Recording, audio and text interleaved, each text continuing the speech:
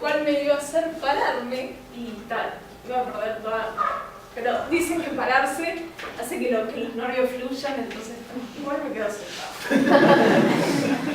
Sí, esto va a ser como una especie de video de YouTube cardio intenso. Voy a ir así de rápido para tratar de poder hablar lo más que pueda. Bueno, cuando me hicieron la invitación a exponer sobre Uruguay, discapacidad, fue como que en mi mente entró todo como en una licuadora. ¿Qué hablar cuando hablo de discapacidad? Traerlo un poco a la actualidad para que no se vaya mucho para atrás, traerlo a la cuestión uruguaya del hoy y bueno, y ser crítica con el Uruguay, que vaya si habrá para criticar en este punto de la discapacidad. Bueno, mi presentación se llama Discapacidad, Representación y Ciudadanía. Como en Uruguay no hay, es una pregunta y es un todo a la vez. Bueno, ¿qué es lo que voy a intentar acercarles a ustedes brevemente, en lo posible? ¿Cómo es el papel del Uruguay a partir de que se convirtió en Estado parte en la Convención de los Derechos de las Personas con Discapacidad? ¿Qué ha hecho? ¿Qué no hizo? ¿Qué le falta por hacer? ¿Y cuáles son las críticas que se le puede hacer a este Uruguay desde aquel momento en que la Convención de los Derechos de las Personas con Discapacidad, si no saben, les informo, se votó, se aprobó en el año 2006 en Estados Unidos? Uruguay se convierte en Estado parte en el año 2008, 2009, 2008 por ley, la 184 algo. Y en el año 2009 lo hace oficial ante la Organización de las Naciones Unidas. Para adentrarme en el papel del Uruguay y ir a los puntos que tengo propuestos hacerles, voy a hacerles un poco de historia para que conozcan en qué contexto la convención se aprobó. En los años 60 y 70, principalmente en los países de Estados Unidos e Inglaterra, empiezan a surgir los movimientos sociales que luchan ya no por políticas asistencialistas en torno a la discapacidad, sino para reconocer al colectivo de discapacitados como sujetos de derecho. Estas voces, me van a decir no a los organismos internacionales y demás, pero estas voces empezaron a tener cierto eco en la Organización de las Naciones Unidas. Principalmente en los años 60, en los pactos que se conocieron como pactos mellizos, que fueron del año 66, que son el de derechos civiles y políticos y el de derechos sociales, culturales y económicos. Ahí comenzó a aparecer el colectivo de discapacitados como personas que requerían cierta atención a nivel universal. Estas voces continuaron resonando en la ONU, tanto es así que en los años 90 fue que se votan las normas uniformes sobre la igualdad de oportunidades para las personas con discapacidad. Y esta es la primera vez que se visualiza y se da a conocer a los estados que el colectivo de discapacitados, además de necesitar políticas especiales, son sujetos de derecho. Bien, antes de esto se votaron dos instrumentos que son la Declaración de los Derechos del Retrasado Mental del 71. Les va a llamar un poquito la atención los nombres y después voy a decir por qué. Y la Declaración de los Derechos de los Impedidos en el año 75. Estas leyes, estas declaraciones se votaron cuando el conjunto de discapacitados, cuando la discapacidad se veía todavía como un tema individual y no como un tema de barreras sociales. Entonces por eso tienen esos nombres bastante particulares. Y bueno, luego de todo esto, recién en el año 2006, luego de 4 años de intenso trabajo con las organizaciones de la sociedad civil y demás, es que se aprueba la Convención de los Derechos de las Personas con Discapacidad. Como bien dije, es en el año 2009 en que Uruguay, se convierte en un Estado parte. Y todo esto trae aparejado una especie de idas y venidas y de cuestiones, porque si algunos saben y algunos no, las convenciones no son obligatorias, son vinculantes. ¿Qué quiere decir que sean vinculantes? Que un Estado, cuando se convierte en Estado parte, tiene que presentar cada 4 años a la ONU un informe en el que explica qué es lo que hizo y qué es lo que no hizo en relación a esta convención. La convención, si la conocen, tiene 100 y pico de artículos. El informe va artículo por artículo diciendo qué es lo que hizo el país y qué es lo que no hizo y qué es lo que políticamente se obliga a hacer. Bien, este informe Uruguay lo presenta en el año 2014 y tiene 2 buques insignia dentro de este informe, que son la ley integral de las personas con discapacidad de 18651 y el Plan Nacional de Acceso a la Justicia y Protección Jurídica de las Personas con Discapacidad. Cuando uno ve estas 2 normativas y se para frente a ellas, no abogan por los derechos del colectivo de discapacitados. Entonces no generan una reflexión a nivel de élite política y cultural y social sobre la condición del sujeto discapacitado. Bueno, en este sentido, dentro del informe hay una cosita muy chiquita que les voy a leer y que es muy da mucho de qué hablar. Se establece en el primer informe casi como una victoria del Uruguay en cuanto a los derechos del colectivo lo siguiente, dice, textual, ejemplo de jurisprudencia. Primera sentencia en nuestro país que establece la semi-incapacidad y permite votar a un joven con síndrome de Down. En 2012, nuestra justicia dio un paso histórico respecto a los derechos de las personas con discapacidad intelectual. El fallo judicial establece que un joven incapaz que padece síndrome de Down podrá votar e integrar organizaciones civiles sin fines de lucro de naturaleza cultural, deportiva y de beneficencia, siempre que ello no le genere un perjuicio económico. La sentencia establecida por el Tribunal de Apelaciones de Familia de Segundo Turno estableció que el joven podrá votar al haberse comprobado que tenía acceso a la información y posibilidad de expresarse libremente.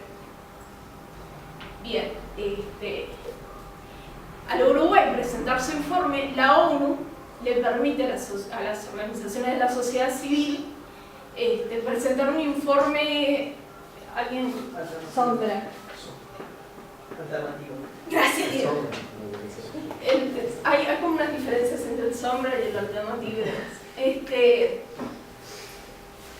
Bien, las organizaciones de la sociedad civil, a través de la Alianza de Organizaciones por los Derechos de las Personas con Discapacidad, muestra su informe alternativo. La ONU, teniendo los 2 informes, enlista ciertas consideraciones, se las devuelve al país y lo cita para que haga sus planteamientos y se defienda de alguna manera ante el Comité de los Derechos de los Derechos de las Personas con Discapacidad. Luego de esto, se vuelve a hacer un listado que se le devuelve al país y en el cual reza la ONU, se recomienda al Estado parte que adopte un plan para la revisión, derogación, reforma y adopción de la legislación y políticas, incluyendo la constitución política del Estado parte, con el objeto de reconocer a las personas con discapacidad como sujetos plenos de derechos humanos. El partido de gobierno, el Encuentro Progresista frente a la mayoría, desde el comienzo del tercer mandato, yo creo que incluso desde antes, tienen discusiones esto de cambiar la Constitución de la República. Pero en ningún momento yo he visto que haya tomado en consideración que ciertos artículos de la Constitución de la República no reconocen la ciudadanía de los sujetos discapacitados. Ahora me voy a adentrar a contestar la pregunta ¿qué tipo de ciudadanía para qué tipo de grado de discapacidad? Y voy a tomar para ello 2 conceptos de ciudadanía. La concepción de Marshall, que muchos la conocen, que considera a la ciudadanía como aquel estatus que se concede a los miembros del pleno derecho de una comunidad. Sus beneficiarios son iguales en cuanto a los derechos y obligaciones que implica. Y distingue tres elementos: el elemento civil, el político y el social. El civil está relacionado a lo que es la libertad de pensamiento y expresión, de religión y el derecho a la propiedad y la justicia. El derecho político guarda relación con la posibilidad de formar parte del poder político, siendo electo o elegible. Y el elemento social abarca todo lo que no se encuentra dentro de los anteriores y que básicamente concede la capacidad de vivir la vida de un ser civilizado conforme a los estándares predominantes en la sociedad. Tengo un poco de tiempo, ¿no? Bien, perfecto. Perfecto. Bueno, adicionalmente a cada uno de estos elementos le corresponde un siglo por el cual se desarrollaron. En el siglo XVIII los derechos civiles, en el siglo XIX los políticos y en el XX los sociales. Uno de los principales problemas en que uno se enfrenta cuando ve esta concepción de la ciudadanía es que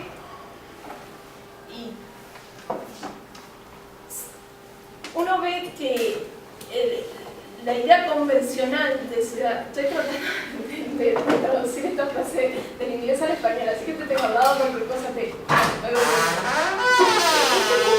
esta idea convencional, ideal de ciudadanía, asume una ideología de la normalidad en que excluye a estas personas con discapacidad al considerar que todos los ciudadanos son iguales ante la ley y que no se les reconoce diferencia entre ellos. Ante esto surge la concepción de ciudadanía del PNUD, que es el concepto de ciudadanías escindidas, que considera que hay personas que pueden acceder a elementos de la ciudadanía social y que quedan excluidos de los otros elementos de la ciudadanía. Y es aquí que me pregunto, bueno, ¿y los discapacitados en dónde entran? ¿En cuál de las concepciones podrían entrar? Para ello necesito entrar en cada uno de los elementos y ver cómo funciona esto en Uruguay. Y esto juro que va a ser rápido. El tema de, el elemento político, el que guarda relación con la capacidad de la posibilidad de elegir y ser elegido, en la actualidad, en el proceso electoral, muchas de los actos de campaña no tienen personas que traducen en lengua de señas. Ahí quedarían excluidos cierto colectivo. Muchas de las listas no están impresas en sistema braille, lo cual dejaría por fuera de este proceso a otro colectivo. Y finalmente, muchos de los lugares de votación no son accesibles, lo cual dejaría también por fuera a las personas con discapacidad motriz. En cuanto a la discapacidad mental e intelectual, aún la Constitución de la República ampara la tutela, por lo cual serían otros que votarían en nombre de esa persona. Por tanto, estaría dejando afuera a este colectivo también. Esto respecto al elemento político. El elemento civil, como ya les leí en una frase que pasé hace poco, que considera como un ejemplo de jurisprudencia que un chico con Down pueda votar. Está el reglamento notarial también, que considera que los ciegos no son personas y no pueden leer, no pueden entender lo que leen. Por tanto, no podrían firmar documentos notariales. Esto está por ahí, lo pueden buscar, es el reglamento notarial. Establece que los ciegos no serían capaces de firmar documentos notariales. Y respecto al elemento social, y acá voy a distinguir el acceso al trabajo, el acceso a la educación y el acceso a la salud muy brevemente. Pero el acceso a la educación, esto está cambiando, sí, 5 minutos tengo. Ay mamá, me queda todavía hablar. el acceso a la educación está cambiando porque Uruguay fue doblemente observado por el Comité de los Derechos del Niño y del Adolescente y por el Comité de los Derechos de las Personas con Discapacidad, diciéndole que a ver si ponía las barbas en remojo y se adhiría al tema de la inclusión, de la educación inclusiva, que no es lo mismo que inclusión educativa. Esto empezó a cambiar este año, que se hizo el protocolo de acceso a la educación común para los chicos con discapacidad, que básicamente cierra las escuelas comunes y hace las escuelas, cierra las escuelas especiales y abre las comunes a todos los chicos. El acceso al trabajo, la ley 18651 establece el 4% para los discapacitados dentro del orden público, no se cumple, actualmente es el 0.06%. Y el PIT-CNT, como habrán visto en la puerta, si no pasaron, pasen a firmar. Un poco de academia y cuestión social. Hay una ley que esto es por orden de la OIT, la Organización Internacional del Trabajo, que dijo que los discapacitados tenían que entrar también en el orden privado y se va a aquellas empresas con mayores de 25 trabajadores, un 4% tienen que ser discapacitados. Esto es algo que está en discusión y todavía no se está en discusión en el Parlamento. Y en el caso del acceso a la salud y acceso, depende, no hay unos servicios adecuados en cuanto a salud sexual y reproductiva. Parece que nosotros somos una especie de ángeles que no nos reproducimos, que tampoco tenemos vida sexual ni nada de eso, olvídense. La ausencia de programas y servicios adecuados a nivel de estrategias comunitarias pero el punto más oscuro de todo en el tema salud es el tema de la desmanicomialización, y me salió, desmanicomialización que todavía impera acá en Uruguay, que está en discusión parlamentaria, que aparentemente no va a tener buena resolución porque las organizaciones de la sociedad civil plantean la desmanicomialización y parece que el poder legislativo eso no le gusta mucho. Bueno, en resumen, los discapacitados estarían dentro de lo que sería la concepción de ciudadanías ascendidas y no dentro de la ciudadanía del tipo marshalliana, que es un tipo de ideal al que no estaríamos. El tema de la representación, así rapidísimo. Existen dos tipos de representación. La representación sustantiva, que se actúa en nombre de otro grupo, se transmiten las ideas que comparten y se velan por sus intereses políticos. Y el tema de la representación descriptiva. Entre los representantes hay personas que asumen la condición que se está buscando representar, no importa solamente que los intereses se encuentren presentes, sino quienes los colocan en la agenda. En este sentido, el artículo 29 de la Constitución establece que el Estado parte tiene que garantir que las personas con discapacidad accedan a las discusiones públicas en cuanto a lo que les atañe, que puedan formar parte de partidos políticos y organizaciones de la sociedad civil. ¿Qué pasa con esto en Uruguay? Bueno, en un estudio anterior hablé de la doble patologización de la discapacidad, de la representación. ¿Qué quiere decir esto? Que al colectivo que a los discapacitados mentales o intelectuales se les reconoce menos voz y menos voto que a los discapacitados sensoriales o motrices. Se considera que estos primeros, o sea, los discapacitados mentales e intelectuales, no podrían hablar por sí mismos, lo cual necesitarían ser representados. Esto se ve claramente en las organizaciones de la sociedad civil, las que representan a discapacidades sensoriales y motrices. Muchos de los que forman parte de ellas son discapacitados, y en cambio en aquellas que son de tipo mental e intelectual no tienen representación dentro de las directivas de estas organizaciones. Bien, en cuanto a la élite política, y con esto supongo que termino, si voy a terminar con esto, porque si no. En cuanto a la élite política, solo hay un caso de representación descriptiva en la que Camila Ramírez es la única diputada hasta ahora dentro del Poder Legislativo, es una diputada sorda del Partido Nacional, pero rezando un poco como en el Uruguay no hay, esta chica todavía no ha podido obtener su banca debido a que hubo un reglamento dentro de la Cámara de Diputados que establece que no puede contar con acompañantes técnicos y eso necesita su intérprete de lengua de señas para poder entrar a las discusiones y es a esto que ¿cuántos años van de gobierno? Hoy me perdí. No ha podido todavía asumir la banca 3. Gracias.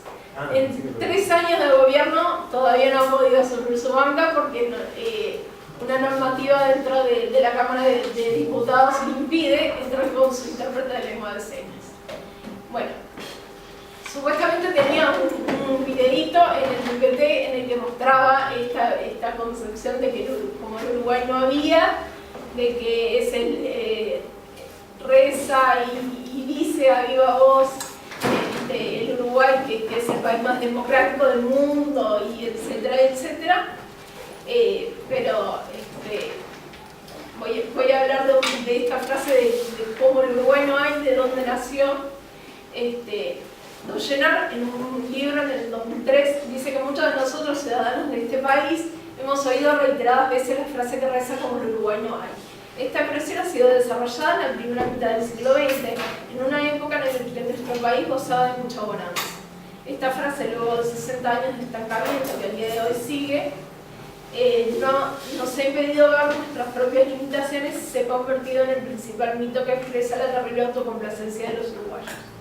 Don Llenar nos relata que en realidad el término fue desarrollado en un momento de nuestra historia en el que tenía mucho de verdad. Se basaba en una realidad donde los uruguayos en términos generales habíamos logrado un estándar de vida comparable o superior al de los europeos. Pero esa verdad que consideramos o que queríamos considerar irrefutable no es más un mito. Y es inviable que en un país que se considera el más democrático del mundo o el más democrático de Latinoamérica todavía haya un colectivo que no pueda acceder a los derechos más básicos de todos, que son el derecho al trabajo, a la educación, a la salud y a la ciudadanía. Gracias.